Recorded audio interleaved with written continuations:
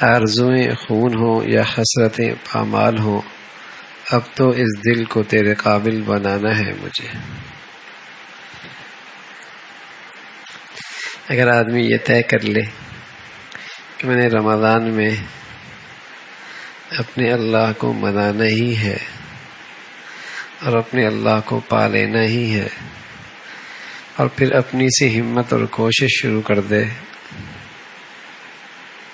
تو میرے عزیزو یہ ہو نہیں سکتا کہ اللہ سچی طلب کرنے والوں کو یہ دولت عطا نہ فرمائے۔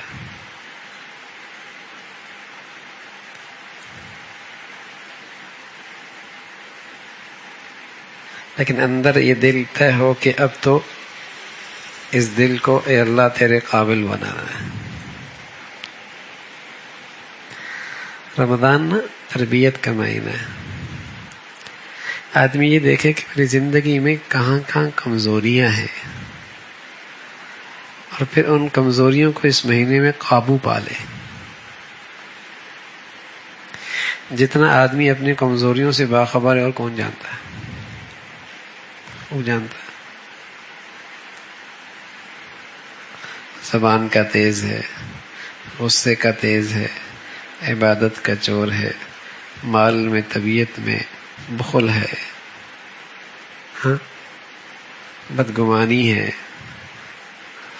ہر آدمی جانتا ہے کہ کہاں کہاں کمزوریاں ہیں۔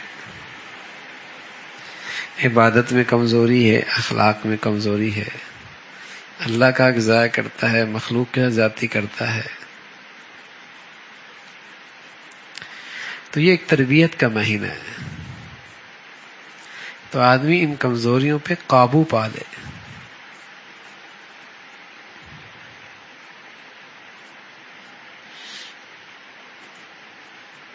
اور کوئی ایسا نہیں ہے جس میں کمزوریاں نہ ہوں، ٹھیک ہے؟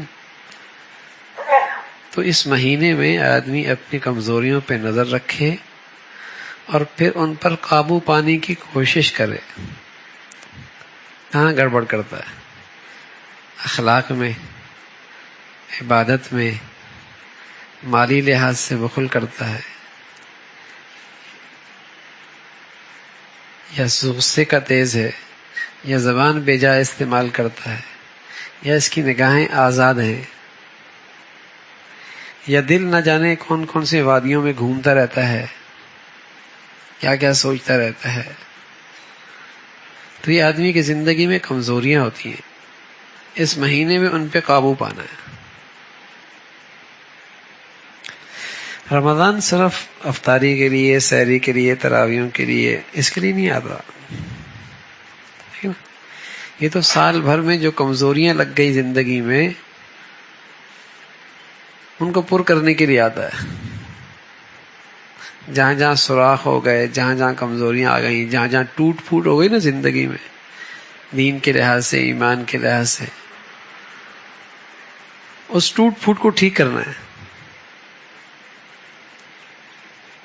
نئے سرے سے ایک توانا مسلمان، ایک صحت مند ایمان والا، ایک طاقتور دیندار، یہ رمضان ہے۔ کہ رمضان کے بعد اس کی زندگی وہ نہ ہو جو رمضان سے پہلے تھی،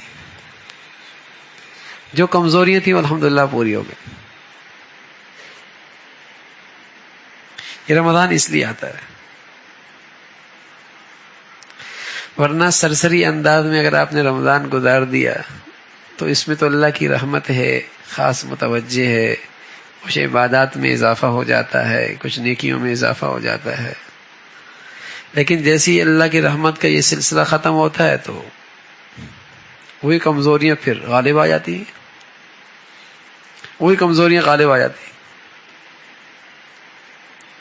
جماعت میں سستی تو سستی، تکبیر اولیٰ کا اہتمام نہیں تو نہیں، نفل کبھی پڑھے کبھی نہیں پڑھے، زبان میں احتیاط کوئی نہیں تو نہیں ہے، آنکھ آزاد ہے تو آزاد ہے، ہاں؟ دل میں ہر وقت دنیا کے خیالات ہیں، بس خواب بھی اسی کے ہیں، جینا بھی اسی کے لیے، دن میں بھی اسی کے لیے، ایک تماشا ہے زندگی کا۔ تو آدمی اس مقدس مہینے میں نا ان کمزوریوں پہ قابو پائے. ہر وقت آدمی دنیا ہی سوچتا رہتا ہے. اس سے بھی کوئی بڑا نادان ہوگا, بیوقوف ہوگا. اس رمضان میں اللہ سے اتنا تعلق بنے کہ اس کا دھیان رہنے لگ جائے, آخرت اتنی اس کا اتنا استحضار ہو کہ اس کے خیالات آئیں. کس کے لیے جی رہے ہیں, کس کے لیے زندگی گزار رہے ہیں, کیوں دنیا میں آئے ہیں. پھر رمضان ہے تو یہ رمضان آتا ہے کمیوں پر, کمزوریوں پر, جہاں جہاں زندگی میں ٹوٹ پھوٹ ہوئی ہے اس کو صحیح کرنے کے لیے, ان پر قابو پانے کے لیے مشق کرے آدمی. اس رمضان میں مجاہدہ کرنا آسان ہے, اس لیے کہ الحمدللہ فضا ہوتی ہے, ماحول ہوتا ہے, اللہ کی خاص رحمت ہوتی ہے, وہ چلا رہی ہوتی ہے. چلو بھائی سال بھر تو ٹھیک ہے کبھی ہوتا, اب رمضان میں مجال ہے میری ایک نماز رہ جائے, جماعت سے رہ جائے, تکبیر اولیٰ سے رہ جائے, آگے سے آگے بڑھے. بس اوقات مغرب افطاری کی نظر, جماعت افطاری کی نظر, مسجد کی نماز افطاریوں کی نظر. لا حول ولا قوت الا باللہ. تو یہ جو مقدس مہینہ ہے نا, اصل یہ ہے کہ جہاں جہاں میری زندگی میں کمزوریاں ہیں دین ایمان کے لحاظ سے, ان پر میں نے قابو پانا ہے.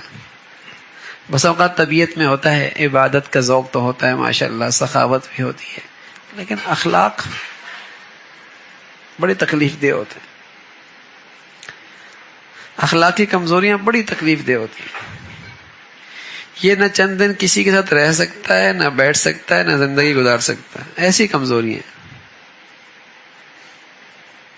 کچھ دنوں کے بعد وہ کاٹنا شروع کر دیتا بچھو کی طرح, زبان سے, طرز عمل سے, طریقے سے. یہ سخت کمزوریاں ہیں زندگی میں. تو ایک نیا انسان, ایک نیا مسلمان, تازگی اس کے اندر آ جائے, نئی زندگی آ جائے, یہ ایمان ہے, یہ ایمان ہے. پھر مزہ ہے رمضان کا.